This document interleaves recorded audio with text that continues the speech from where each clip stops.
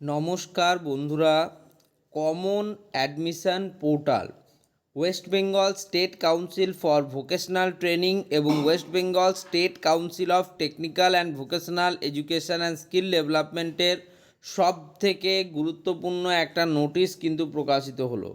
কী সেই নোটিশটার বিষয়বস্তু কমপ্লিটলি আলোচনা করব।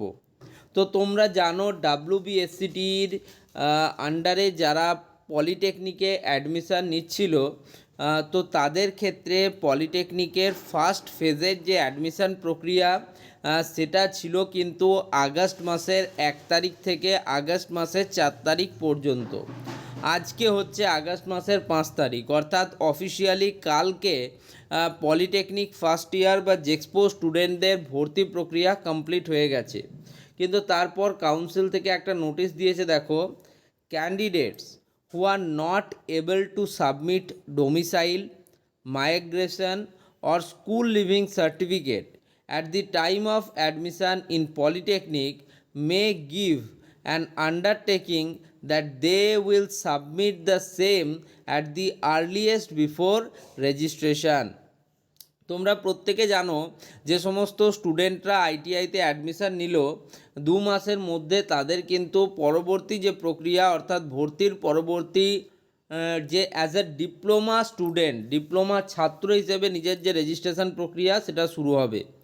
তো যে সমস্ত স্টুডেন্টরা তাদের ডোমিসাইল, মাইগ্রেশন এবং স্কুল লিভিং সার্টিফিকেট এই আইটিআই অ্যাডমিশনের সময় সেই পলিটেকনিককে দিতে পারেনি, তাদেরকে একটা আন্ডারটেকিং লেখা জমা দিতে হবে যে তারা যেন তাদের যে রেজিস্ট্রেশন প্রক্রিয়া, অর্থাৎ ডিপ্লোমার রেজিস্ট্রেশন প্রক্রিয়া শুরু হওয়ার আগেই তাদের এই সমস্ত ডকুমেন্টেশন তাদের কলেজকে প্রোভাইড করে।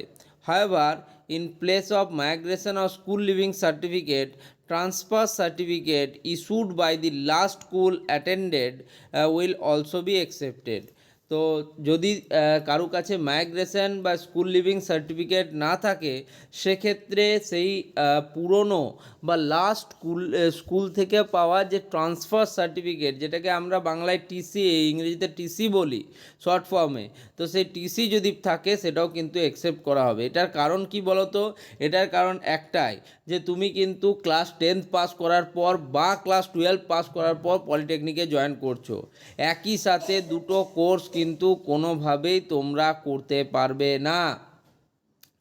এবং এর সাথেই কিন্তু দেখো আরেকটা গুরুত্বপূর্ণ নোটিফিকেশান প্রকাশিত হয়েছে যে last date of admission is extended till 5 August 2026 5:30 PM। তো তোমাদের ফার্স্ট ফেজের পলিটেকনিক এবং ডিপ্লোমা আইটিআই যারা স্টুডেন্ট ছিল তাদের যে ভর্তি প্রক্রিয়ার যে লাস্ট ডেট সেটাকে কিন্তু এক্সটেন্ড করা হয়েছে এবং সেটাকে 5 আগস্ট অর্থাৎ আজকে বিকেল 5:30 পর্যন্ত করা হয়েছে।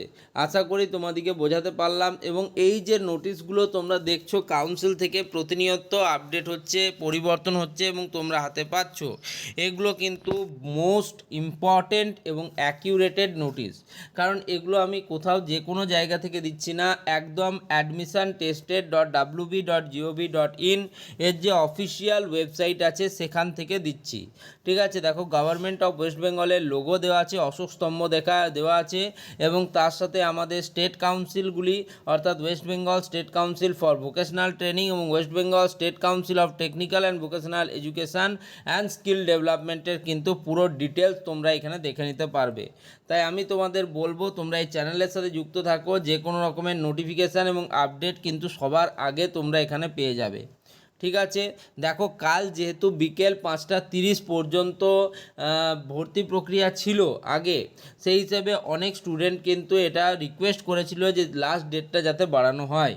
তো কাউন্সিল শেষ পর্যন্ত স্টুডেন্টদের কথা এবার মাথায় রেখেছে, জানি না কেন, যাই হোক স্টুডেন্টদের কথা মাথায় রেখেছে এবং সেই ভিত্তিতেই আজকের দিনটাও তারা কিন্তু প্রোভাইড করেছে। সেক্ষেত্রে তোমাদের পরবর্তী যে ফেজের মেরিট লিস্ট তারও ডেটের কিছু পরিবর্তন হবে।